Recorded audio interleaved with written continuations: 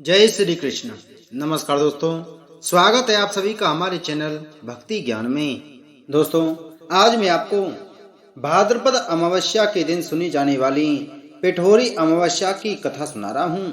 पिठोरी अमावस्या व्रत का महत्व और इसके बारे में सबसे पहले माता पार्वती ने स्वर्गलोक के राजा इंद्र की पत्नी को बताया था। माँ पार्वती ने इस व्रत का महत्व बताते हुए कहा था कि इस दिन व्रत रखने से बच्चों के जीवन में खुशहाली और लंबी आयु की प्राप्ति होती है। बहुत समय पहले की बात है, एक परिवार में 7 भाई थे। सभी का विवाह हो चुका था, सबके छोटे छोटे बच्चे भी थे। परिवार की सलामती के लिए 7 भाइयों की पत्नी पिठोरी अमावस्या का व्रत रखना चाहती थी। लेकिन जब पहले साल बड़े भाई की पत्नी ने व्रत रखा तो उनके बेटे की मृत्यु हो गई। दूसरे साल फिर एक और बेटे की मृत्यु हो गई।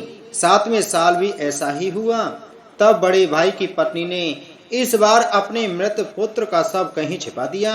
गांव की कुल देवी माँ पोलेरम्मा उस समय गांव में लोगों की रक्षा के लिए पहरा दे रही थीं।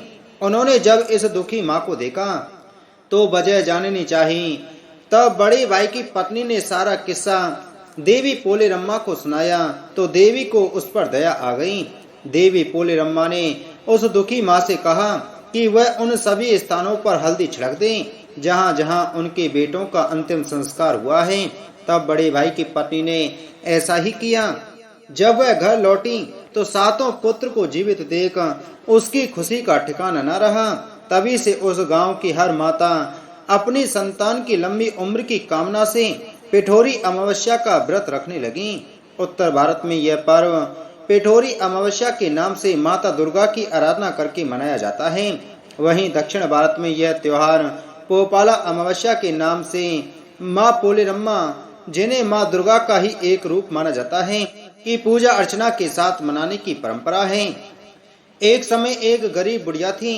एक दिन उसका लड़का बीमार पड़ जाता है, परंतु गरीब होने के कारण वह उसका इलाज नहीं करवा पाती है। समय पर इलाज न होने की वजह से उसका पुत्र और ज्यादा बीमार हो गया।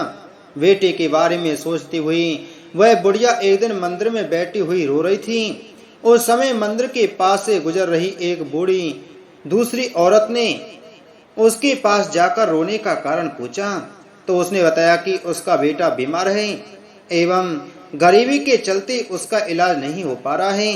तब उस दूसरी बुढ़िया ने उसे सांत्वना देते हुए कहा कि तुम चिंता मत करो, तुम्हारा बेटा बिल्कुल ठीक हो जाएगा। यदि तुम आने वाली भाद्रपद महीने की पोपाला अमावस्या पिठोरी अमावस्या का व्रत करोगी तो तुम्हारे कष्ट दूर हो जाएंगे। कुछ दिनों बाद यह अमावस्या आई। वह बुढ़िया ने इस दिन पूरे नियमों के साथ व्रत रखा। अगले दिन उसका पुत्र पूरी तरह से ठीक हो गया। तो इस तरह से पोलेरम्मा भगवान ने उस बुढ़िया के कष्टों को दूर किया। बोलो पोलेरम्मा माता की जय। बोलो अमावस्या माता की जय।